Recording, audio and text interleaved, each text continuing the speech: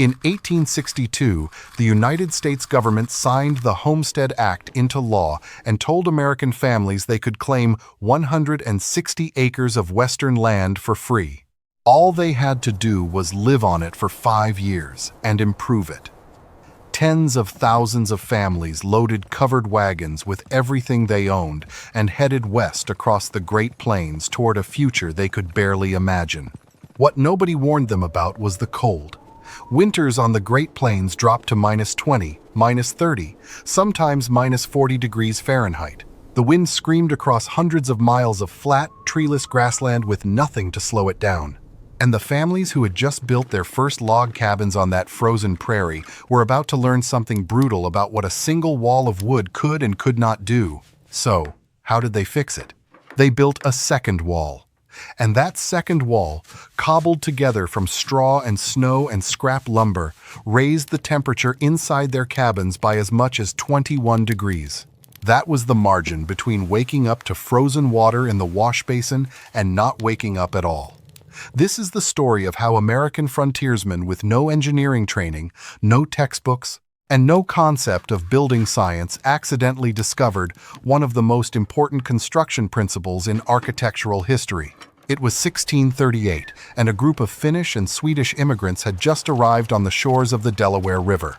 They called their settlement New Sweden, and they brought something with them that would reshape American construction for the next 3 centuries. They brought the log cabin. These Scandinavian settlers stacked logs horizontally, interlocking them at the corners with notched joints, and built sturdy rectangular shelters that could go up in a matter of days using nothing but an axe.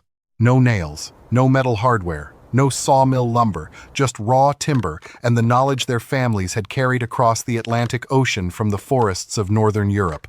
The technique spread fast.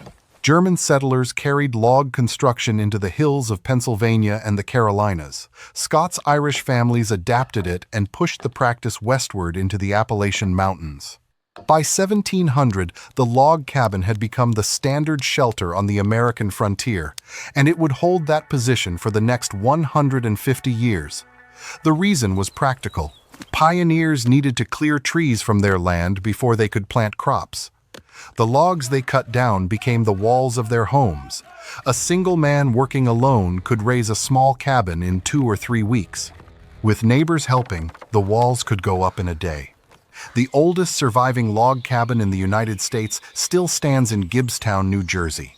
Known as the Nothnagel Log House, it was built around 1638, likely by those same Finnish or Swedish settlers. It has been carefully preserved and remains attached to a larger home built later. Nearly 400 years old, it is a rare physical connection to the very beginning of American log construction. Those first cabins were not designed for comfort. They were built for speed. A typical frontier cabin measured 12 to 16 feet on each side, small enough for one person to lift each log into position. The floor was packed earth. There was usually no glass anywhere in the structure. Settlers covered window openings with greased paper or oiled animal hides, which let in a dim yellowish light while blocking some of the wind. A stone fireplace built into one end wall provided the only source of heat, and the family cooked over that same fire morning, afternoon, and night. The fireplace itself was a contradiction. It heated the room, but it also created a powerful draft. As hot air and smoke rose up the chimney, cold outside air rushed in through every gap in the structure to replace it. The bigger the fire, the stronger the draft, and the more cold air it pulled inside. A family huddled near the hearth could stay warm, while the far corners of the cabin dropped below freezing. It was heat and cold existing in the same room at the same time. And the real problem was the walls. Pioneers built with green timber, meaning freshly cut logs still saturated with moisture. Over the following months, that wood dried and shrank. As it shrank, cracks opened between the logs. Some of those gaps grew to 1 and even 2 inches wide. Wind blew straight through them. Rain worked its way inside.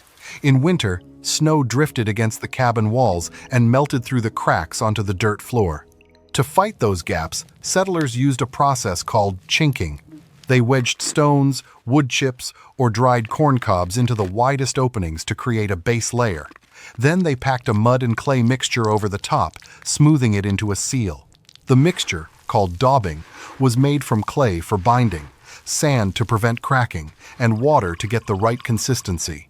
Families added reinforcing fibers to help the compound hold together. Horsehair, cow hair, dried grass, straw, and even scraps of old wool got mixed into the clay. The fibers worked like reinforcement in concrete, keeping the seal from crumbling apart as it dried and shifted. The work was exhausting, and frontier communities turned it into a communal event.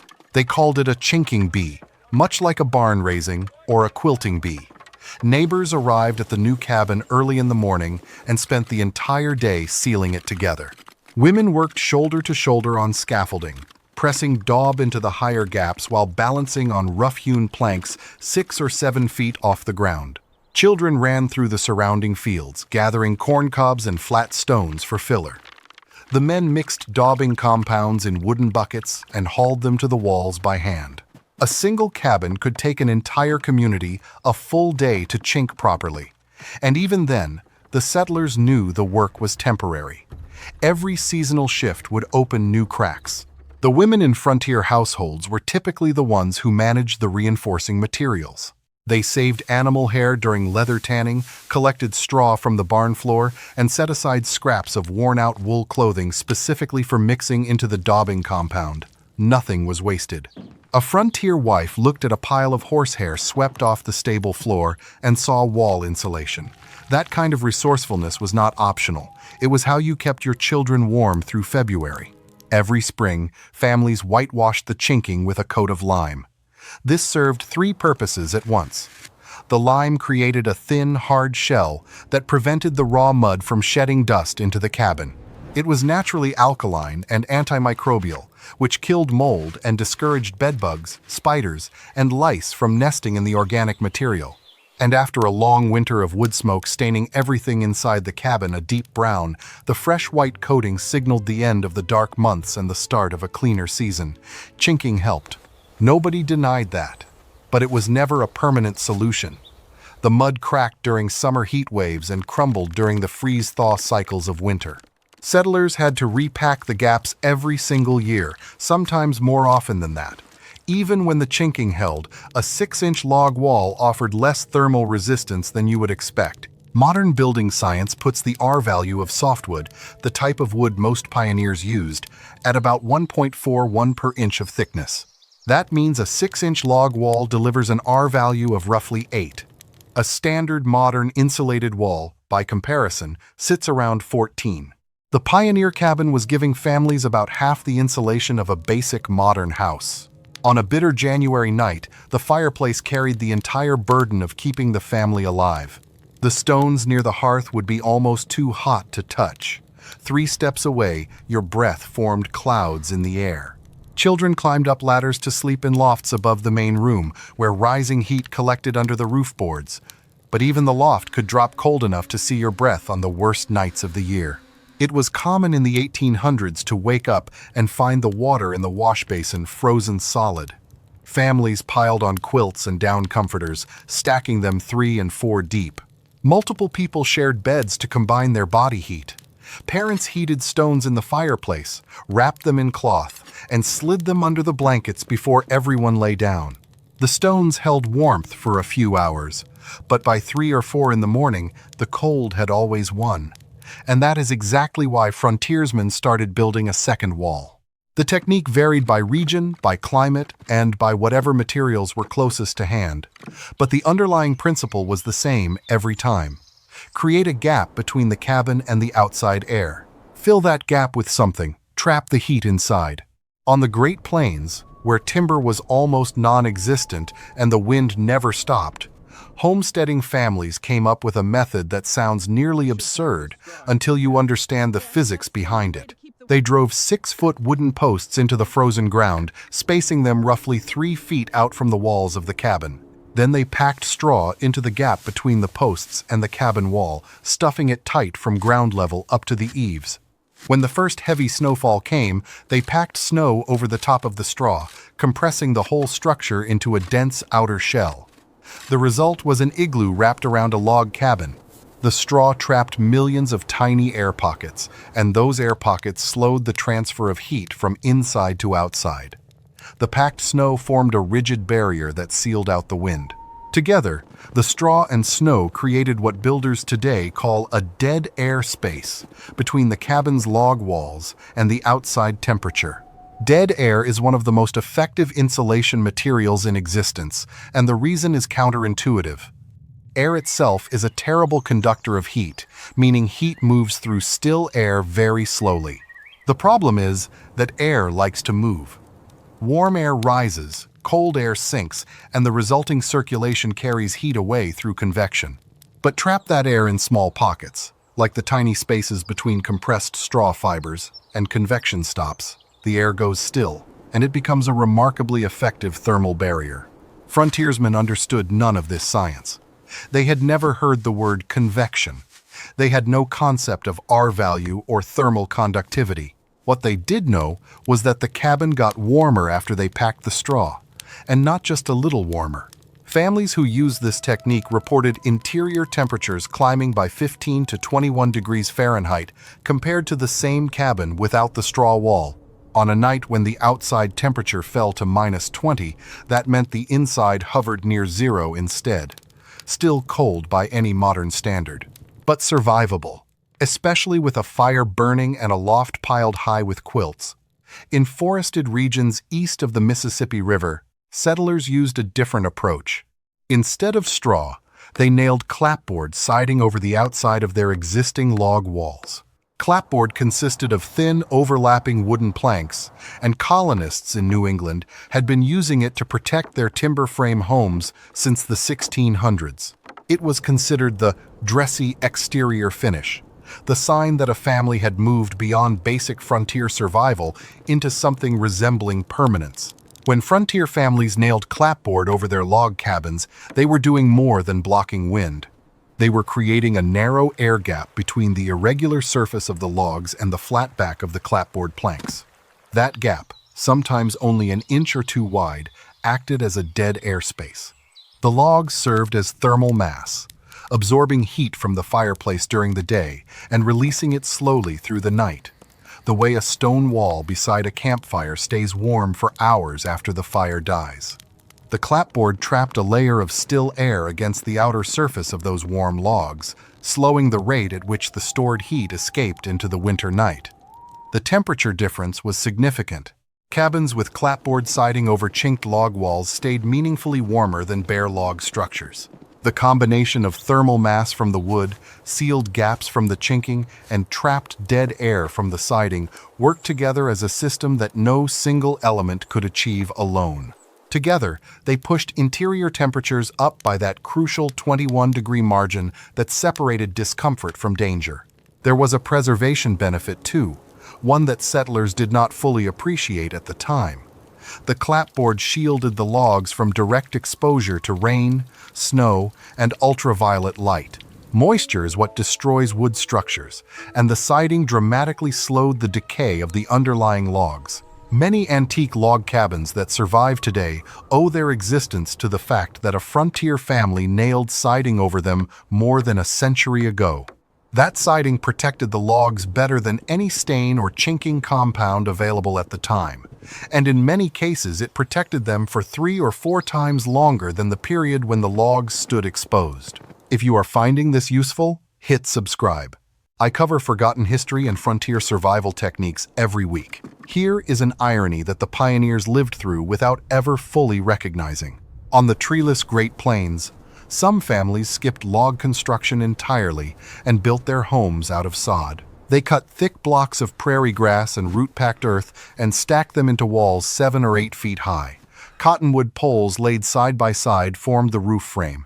A thick layer of coarse prairie grass went on top for insulation, followed by a double layer of sod blocks. The first good rain started the roof sod growing, and within a few weeks the entire structure vanished into the landscape, just a grassy mound with a door and a stovepipe sticking out. Sod houses, which settlers called soddies, were dark, perpetually damp, and plagued by creatures that no family wanted sharing their living space. Snakes dropped from the sod ceiling without warning, landing on dinner tables and sleeping children. Mice burrowed through the walls. Insects nested in the organic material overhead and fell into cooking pots. When the weather turned dry, fine dirt sifted through every surface of the house, coating food, clothing, and bedding in a thin layer of grit. When it rained, the ceiling leaked mud for 2 or 3 days after the storm passed. The floors were packed dirt that turned to sticky clay in wet weather and kicked up choking dust in dry spells. Settlers hated their soddies. Journals and letters from the period are full of complaints about the filth, the smell, and the constant battle against the earth itself. Women in particular wrote about the humiliation of keeping house inside what amounted to a mud cave. But the soddies were warm, warmer than almost anything else available on the entire frontier. The thick walls of compacted prairie earth provided natural insulation that no single-wall log cabin could match. Earth is a remarkably stable thermal mass. Several feet of soil and tangled root structure absorbed heat during the day and held it through the night with an efficiency that would impress modern engineers. A sod dugout positioned on the south slope of a low hill, with proper drainage to shed rain and snowmelt, was probably the most comfortable winter shelter available to any pioneer family on the plains. And then the irony arrived. When sod house families finally earned enough money from their crops to build real houses, they built uninsulated clapboard structures. Frame walls with thin wooden boards and nothing between them. These new homes were bright, clean, and respectable. They looked like progress. They also leaked heat like sieves. Families who had been reasonably comfortable in their sod dugouts now shivered through the same winters in their new houses, burning store-bought coal that had to be hauled from the nearest railroad town and carefully rationed through the cold months. One account from a Nebraska farming community described a grandmother who would not stop complaining until her family abandoned their dugout and moved into a proper clapboard house. The family built it. The house looked like respectability, and it felt like standing outside with a thin blanket. The families who understood the second wall principle were also learning something fundamental about cabin design, even if they never put it into formal terms. The optimal footprint for a cabin heated by a single fireplace was about 16 by 16 feet. Anything larger, and the fire could not throw enough warmth to reach the far walls.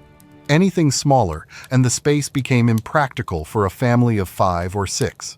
This constraint is why frontier cabins across hundreds of miles of territory followed almost identical dimensions regardless of who built them or when. A cabin in the Appalachian Mountains in 1790 looked almost exactly like a cabin on the Kansas prairie in 1870 because the fireplace dictated the floor plan in both cases. One stone hearth could heat roughly 256 square feet of living space. That was the math. And the math did not care where you lived or how much land you owned. When families needed more room, they did not build bigger single rooms. They built second structures. In the American South, where heat was a bigger concern than cold for most of the year, settlers developed the dog trot cabin. 2 separate log pens stood side by side under a single shared roof, separated by an open-air breezeway wide enough for a dog to trot through. That breezeway channeled wind between the 2 living spaces, providing natural ventilation that made the humid southern summers bearable. In winter, families closed the breezeway with boards or animal hides to hold warmth inside. In colder regions, the saddlebag cabin became the standard. 2 log rooms shared a single central chimney, with one massive stone fireplace radiating heat in both directions. The chimney itself became a thermal battery, absorbing heat from the fire and releasing it into both rooms simultaneously. A connecting door between the rooms allowed warm air to circulate, and the shared chimney meant the family burned less wood than they would have needed for 2 separate fireplaces. The progression from single pen to dog trot to saddlebag represents frontier families thinking about heat management with increasing sophistication. They were running experiments on their own homes with their survival as the stakes. When something worked, they told their neighbors. When it failed, they tried the next idea. The knowledge moved across the frontier through conversation, observation, and hard experience. Some of that knowledge turned out to be more than a century ahead of its time. In 1896, on the Nebraska plains where timber was expensive and scarce, settlers built a schoolhouse entirely from bales of compressed wheat straw. They stacked the bales into walls, plastered over them for stability and weather protection, and put a roof on top. The building worked, and it was warm. That Nebraska schoolhouse was the first documented straw bale structure in the United States, and it launched a construction tradition that lasted for decades on the Great Plains. Several of those original straw bale buildings from the late 1800s and early 1900s are still standing today, more than a century later. The walls, when properly plastered on both sides with lime or cement stucco, resist moisture penetration, discourage pests, and actually perform surprisingly well in fire tests, because the compressed straw contains very little oxygen. Modern testing puts straw bale wall insulation at approximately 133, which is more than double the performance of a standard modern insulated wall, and roughly 4 times the insulation value of a bare 6-inch log wall. The straw bale building tradition nearly disappeared by the mid-20th century as industrial insulation materials became cheap and widely available. But in the 1980s, a group of sustainable building advocates in the American Southwest rediscovered the technique and started building with it again. They improved on the pioneer designs by adding better moisture barriers, structural post and beam frames, and modern plaster finishes. Today, straw bale construction appears in the International Residential Building Code, and straw bale houses have been built in dozens of countries around the world. The pioneers of the Great Plains started something bigger than they knew. The dead air space principle that frontier families discovered with their fence post straw walls and their clapboard siding is the exact same principle that drives every form of modern insulation. Fiberglass bats, cellulose fill, spray foam, all of them work by trapping air in small pockets and preventing it from circulating. The specific material is almost beside the point. What matters is the still air it holds in place. Whether that material is manufactured fiberglass shipped from a factory or prairie straw packed between fence posts by a homesteader's hands, the physics is identical. Modern builders have formalized the second wall concept into double stud wall construction. 2 separate wood-framed walls, an inner structural wall and an outer non-structural wall, stand a few inches apart. The cavity between them is filled with cellulose or spray foam, creating a continuous thermal barrier with no gaps and minimal thermal bridging. A double stud wall built with 2x4 framing on each side provides 9.5 inches of insulation cavity, delivering a whole wall R value of around 30. The frontier families who packed straw between their cabin walls and a ring of fence posts were building a rough version of the same system. Their R value was lower, their air seal leaked, and their materials rotted after a season or two. But the core idea was right, and on the nights that mattered most, it kept them alive. There is something worth sitting with in that fact. These were not architects or engineers. They were farmers, trappers, and laborers who had crossed hundreds of miles of wilderness with their families in wooden wagons. They had no thermometers, no building codes, and no understanding of the molecular behavior of air. All they had was a freezing cabin, a pile of straw, and the knowledge that they had to figure something out before the next cold snap arrived. The second wall was never elegant. It was straw and packed snow. It was rough clapboard planks nailed over smoke-darkened logs. It was sod blocks cut from the earth and stacked against the howling prairie wind. It looked like desperation, because it was, but it worked. 21 degrees of difference. That was the margin. The gap between ice forming in the wash basin and a morning you could face without dread. Between a family that made it through to spring planting season and one that became another unmarked grave on the prairie. Every modern home built today with fiberglass in the walls, foam around the foundation, and blown cellulose in the attic is using the same principle those frontier families figured out in the dead of winter with their bare hands and a pile of straw. The materials got better, the execution got cleaner. The science got documented and formalized and written into building codes across 50 states and dozens of countries. But the idea never changed. Trap the air, keep it still. Let that thin, invisible layer do the work that no amount of wood or stone can do on its own. Modern insulation scientists spent the next 150 years putting numbers on what those frontier families already knew, from standing in their cabins with one hand on the warm inner wall and the other pressed against the freezing outer boards. Sometimes the best engineering starts with someone who has never heard the word.